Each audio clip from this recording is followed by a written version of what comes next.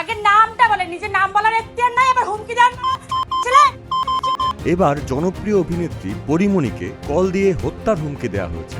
নিজের verified Facebook পেজে post দিয়ে এমনটি জানিয়েছেন এই অভিনেত্রী। বিদেশি একটি অজানা নম্বর থেকে কল করে তাকে গুলি করে মারার হুমকি দেওয়া হয় এবং হুমকির সঙ্গে ব্যবহার করা হয় অকথ্য ভাষা এবং গালিগালাজ।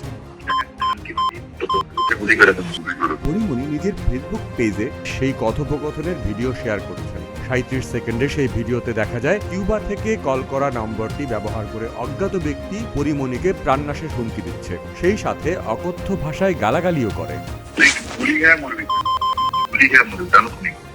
শেয়ার করা ভিডিওর ক্যাপশনে পরিমণি লিখেছেন, ভোট নিয়ে কিছু শেয়ার করা যাবে না, এরা কারা? এছাড়াও তিনি বাংলাদেশ আর্মি, সিআইডি পুলিশ এবং বাংলাদেশ পুলিশের অফিসিয়াল পেজগুলো মেনশন করেছেন, যাতে এই ব্যাপারে নজর দেওয়া হয়। শেয়ার করা ভিডিওতে পরিমণিও বেশ উত্তেজিত ভাষায় কথা বলেছেন।